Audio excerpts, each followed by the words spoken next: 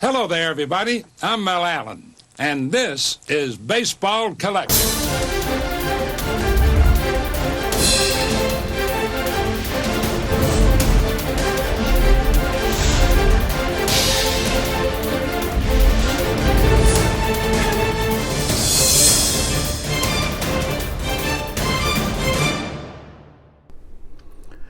Yo and hello everybody, Mike here, Baseball Collector. Today's a little bit different video. I know you're used to seeing baseball cards and I'll show you some cards, but what today is just kind of a video about the baseball world that's going on right now. I know we're in a COVID shortened season for 2020, and what I think that really does is amplifies everything. It amplifies good stuff for players that are doing well, and it amplifies really bad play as well. And we're seeing that this year. I don't know if you guys are following the season, but it feels like the offenses are really struggling. There's a lot of players that are having a hard time getting going this year.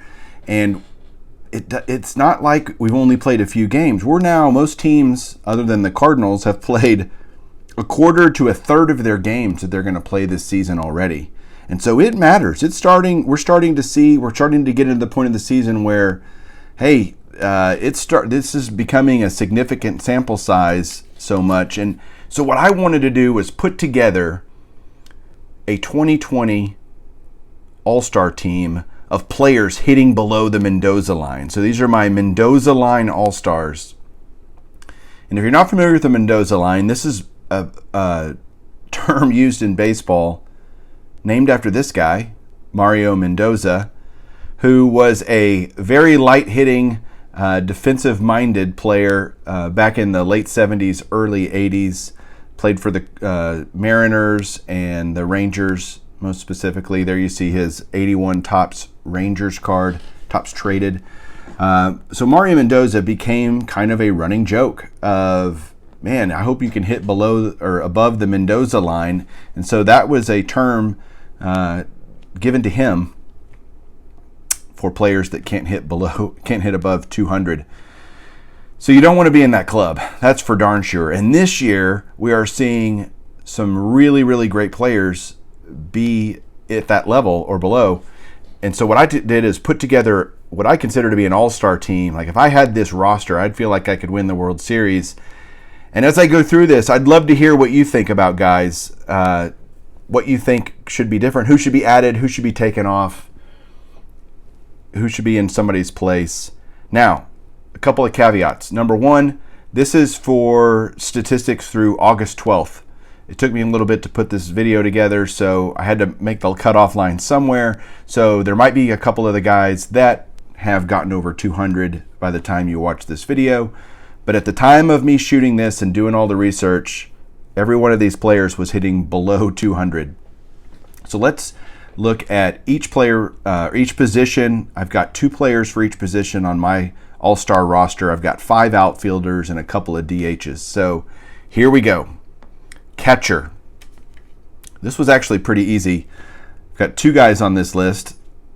I've got Gary Sanchez here for the Yankees.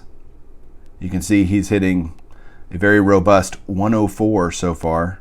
He's had 2 prior all-star appearances for actually being good. And so it's funny to see how many all-star appearances these guys have. We got several MVPs in here too, by the way, previous MVPs.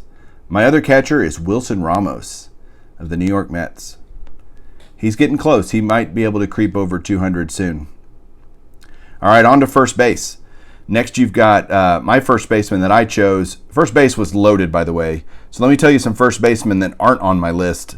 Rhys Hoskins, Chris Davis, which, by the way, Chris Davis could be every year on the below Mendoza All-Star team, Mendoza Line. Miguel Sano for the Twins, Carlos Santana, and even Edwin Encarnacion, which he's mostly a DH right now. But those are some big names that are all hitting under 200. But my 2 guys are Matt Olson for the A's, supposed to be a breakout player and young superstar, and he's hitting 149. And then you've got future Hall of Famer, first ballot guy Albert Pujols with the Angels, who's hitting 182. Second base was a little tougher. My starter is no problem. That's going to be Jose Altuve for the Astros. I guess it's tough to hit when nobody's banging on trash cans for you. That makes it a little bit tougher if you don't know what pitch is coming.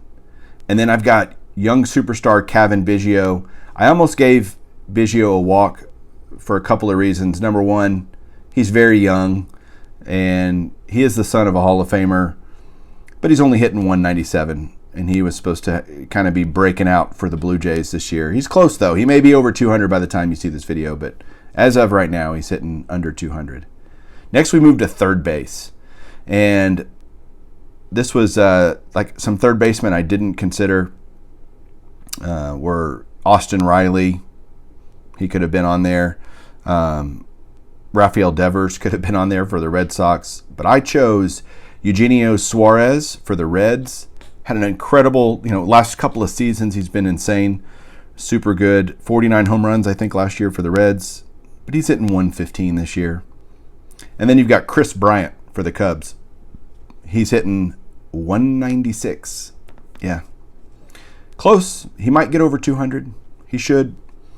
Shortstop coming up next. Two guys, one young guy, one veteran.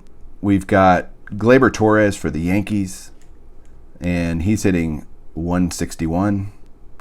And then you've got veteran Elvis Andrus for the Rangers, who I would have told you before this season, if he kept up kind of what he was doing, he was on a Hall of Fame trajectory for his career. He'd be one of those sneaky Hall of Famers that just was really good for a long time.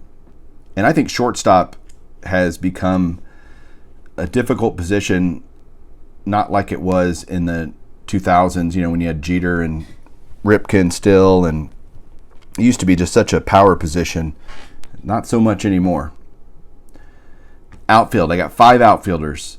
First one is Cody Bellinger for the Dodgers. Man, he's really struggling this year. 171 is his batting average. Next, you got former MVP Andrew McCutchen for the Phillies. Man, that's a cool looking card he has for 2020 Topps, but his average is 184. You got former World Series MVP George Springer, 188. And Christian Yelich for the Brewers. Are you serious? Christian Yelich, man. You can see there's some really big names on this list that are not getting out of the gate very strong. And finally, you got former MVP Ryan Braun. Ryan Braun is in here because even though he's only played 6 games so far this year, he's still hitting terrible, and I don't see him getting much better. Last, DH. And sorry, JT, but Miguel Cabrera is on the list. He's, even though he has 11 All-Star appearances in his career and 2 MVPs, he's only hitting 193. And the Tigers, even though they're actually playing better than anybody would have thought, he ain't helping. So 193 for Miguel Cabrera. And then Anthony Rendon. Man, sure the Angels are loving that contract, that signing. They are the worst free agent sign. Like, if you want a player to go to a team and be terrible, have him go to the Angels, and they will ruin a career faster than anyone. 180 for Anthony Rendon. So there you go, guys. That is my team, my below the Mendoza team, below the Mendoza Line team. I'd love to hear what you think, who you might add, replace, what you think. I just think it's funny to see all these great players struggling so far through the season. And you could say it's early, and in a normal season, you would be able to say that. I mean, we're talking about essentially a month's worth of games. But when you have only 3 months worth of games to play, it's a big deal.